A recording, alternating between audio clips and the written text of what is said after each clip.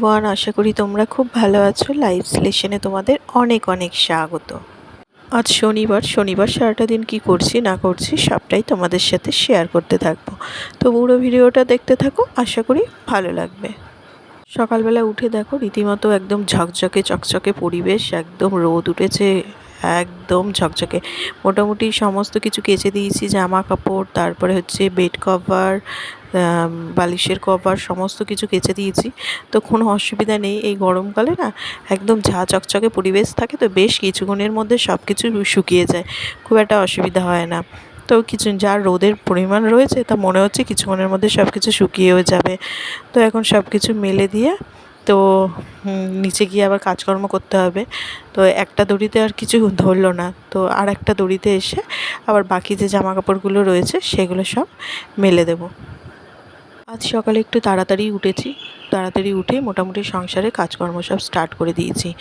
কারণ হচ্ছে আজকে যাব কলকাতায়, আর এই গরমের মধ্যে কলকাতায় যাওয়ার কথা মানে শুনে একটুখানি মানে কষ্টও হচ্ছে বলতে পারো এক প্রকার। আসলে একঘেয়ে বাড়ির মধ্যে থেকে থেকে না হঠাৎ করে কোথাও বেরোতে গেলে পারে যেন গায়ে জ্বর আসে, তার উপরে কলকাতায় এই গরমে রোদের মধ্যে, বুঝতে পারছো, তাও আবার বেরোবো হচ্ছে দুপুরবেলা। কী যে অবস্থা হবে জানি না, অনেক দিন বাইরে বেরোনো নেই সেই অবস্থাতে। যাই হোক, বেরোতে তো হবেই, কারণ হচ্ছে মনোজকে নিয়ে যাব ডাক্তার দেখাতে। তো এইগুলো তো বাধ্যতামূলক, ঘুরতে তো যাব না, দরকারে যাব, সেই জন্য যেতে তো হবেই। তো ওদিকে দেখো জামা কাপড়গুলো সব মেলে দিয়ে চলে আসলাম ঘরে। তো ঘরের বিছানা সব কিছু পরিষ্কারই আছে, সব গোছানোই আছে, কারণ এই ঘরটা তো আর এখন ব্যবহার হচ্ছে না সেইভাবে গরম পড়াতে। তো ভাবলাম ঘরটা শুধু ঝাড় দিয়ে এখন আপাতত বেরিয়ে যাই, তারপরে নিচের কাজগুলো সব কমপ্লিট করে নিই, তাড়াতাড়ি করতে হবে সমস্ত কিছু। ওদিকে রান্না বান্না পড়ে রয়েছে, সমস্ত কিছু কমপ্লিট করে দেন 1টা নাগাদ বেরোতে হবে। তার মধ্যে মোটামুটি আমাকে তো সংসারের সমস্ত কাজকর্ম, রান্না বান্না করে, খাওয়া দাওয়া করে, বোজোকে খাইয়ে দাইয়ে তারপরে বেরোতে হবে। তো উপরের কাজকর্মগুলো কমপ্লিট করে চলে আসলাম নিচে। বোজোকে একটু তাড়াতাড়ি আজকে ঘুম থেকে ডেকে তুলে দিলাম, কারণ বিছানার চাদরটা পাতবো। তো এইসব কাজগুলো পড়ে থাকলে পরে না এই ছোটো ছোটো কাজকর্মগুলো আর করে ওঠা হয় না। তাই ওকে একদম আগে থেকেই ঘুম থেকে তুলে দিলাম, ও ফ্রেশ হতে গেছে, আর এই ফাঁকে আমি বেড কভারটাকে বিছিয়ে নিচ্ছি। তো এইসব কাজকর্মগুলো মানে সকাল সকাল হয়ে গেলে পরে না অনেকটা ফ্রেশ লাগে। মানে ঘরটা যতটা পরিষ্কার পরিচ্ছন্ন থাকে, বিছানার চাদরটা যতটা টান টান করে মানে গোছানো থাকে, ততটা দেখবে ঘরটা বেশ অনেকটা ক্লিন লাগে দেখতে। কিন্তু সে আর আমার হয়ে ওঠে?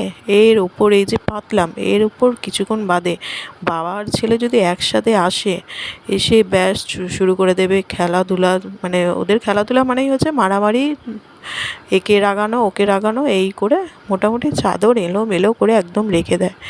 আর ভালো লাগে না, বলে বলে আর এখন মানে বলাও বন্ধ করে দিয়েছি। এক এক সময় ওই অবস্থায় পড়ে থাকে, দেখতেও খারাপ লাগে, ইচ্ছা করে না, তখন মানে বিরক্ত হয়ে যায়। কিন্তু আবার কিছুক্ষণ পর আবার পরিষ্কার করে রাখি। যাই হোক, এরকম করে দিনগুলো চলছে। আর এদিকে সকালে ব্রেকফাস্টে দেখো আমার রয়েছে লাল চা, আর তার সাথে 4টে মেরি বিস্কুট নিয়ে নিয়েছি, কারণ আজকে সকালবেলা আর সেইভাবে কিছু ব্রেকফাস্ট করবো না। তাই ভাবছি একটু বিস্কুটের পরিমাণটা বাড়িয়ে দিই, এটা দিয়ে ব্রেকফাস্টটা সেরে ফেলি। কারণ একটু তাড়াতাড়ি ভাত টাত খেয়ে বেরোবো, তো দুপুরের খাওয়া মানে লাঞ্চটা একটু তাড়াতাড়ি করতে হবে, 1টার সময় যেহেতু বেরোবো। তাই ভাবছি একটু হালকা পাতলাই খেয়ে নিই।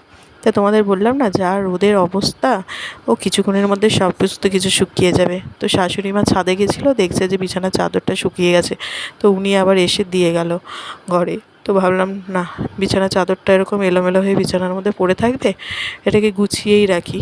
আর বোঝো তো ওর মতন ব্যাস সারাদিন যে কী হাইজিবিজি ড্রয়িং করছে, আর বলো না, কতগুলো ক্যারেক্টার মানে ফোনের মধ্যে কার্টুন ক্যারেক্টার দেখেছে, সেই কার্টুন ক্যারেক্টারগুলোকে সারাদিন বসে বসে সেই ওগুলোকে আঁকতে থাকে, সেগুলো চুলগুলো খোঁচা খোঁচা, সেই বিচ্ছিরি দেখতে।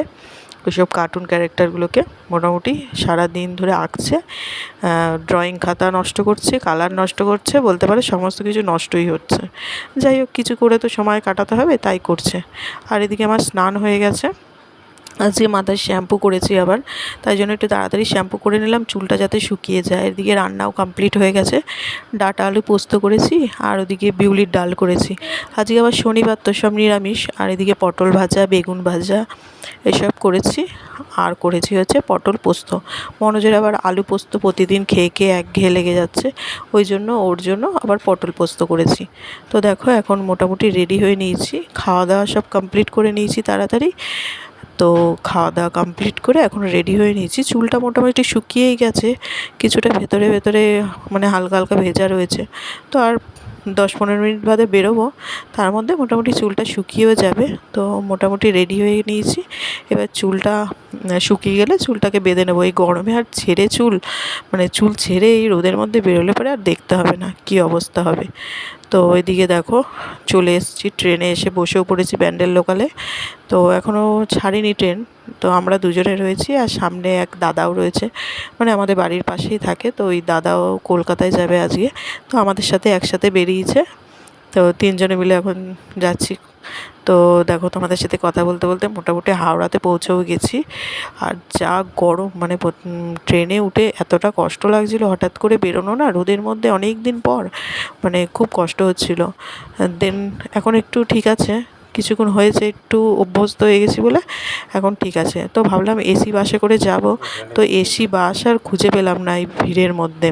আর রোদের মধ্যে এদিক ওদিক করতেও ইচ্ছা করলো না, তাই মোটামুটি সামনে যে বাস পেয়েছি তাতেই উঠে পড়েছি। আর দেখো ডাক্তারের বাড়ির সামনে চলে এসেছি, পাশটা দিয়ে উনি দেখবেন। তো আমরা মোটামুটি 4:30টার সময় পৌঁছে গেছি। তো বাইরে এখন দাঁড়িয়ে ওয়েট করছি। আর বাইরের পরিবেশটা দারুণ। সল্টলেকে মানে সল্টলেক সেক্টর 3-তে এসেছি। নিরিবিলি পরিবেশ, দারুণ পরিবেশটা। তো আমাদের ডাক্তার দেখানোও হয়ে গেছে, এখন দুজনে মিলে গল্প করতে করতে হেঁটে যাচ্ছি। এবার বাস ধরবো, ধরে হাওড়া যাব, আবার বাড়ি ফিরতে হবে। তো এই ডাক্তারের বাড়ি যেখানে, সেখান থেকে একদম কাছেই রয়েছে হচ্ছে নিকো পার্ক। তো এখান থেকে আমরা বাসে উঠবো, তো একদম কিছুক্ষণের রাস্তা, মানে হেঁটেই আসলাম।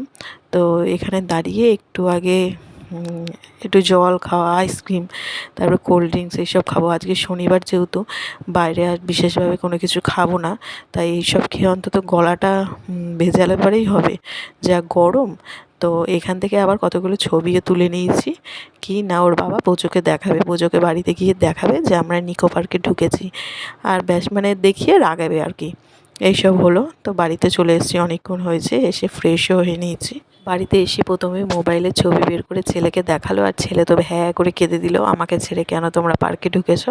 তারপর আমি বুঝিয়ে বললাম যে ওগুলো সব মিথ্যে কথা, বাবা রাগানোর জন্য তোকে ওরকম করেছে। তো যার পরে ঠান্ডা হয়েছে। তো চলো আজকের মতো ভিডিওটা এখানেই শেষ করছি। যদি ভালো লেগে থাকে অবশ্যই লাইক, শেয়ার অ্যান্ড সাবস্ক্রাইব করে দিও। আর ভিডিওটা কেমন লাগলো অবশ্যই একটা কমেন্ট করে জানিও। আবারও ফিরে আসছি নতুন কোনো ব্লগের সঙ্গে, ততক্ষণের জন্য টাটা, বাই বাই।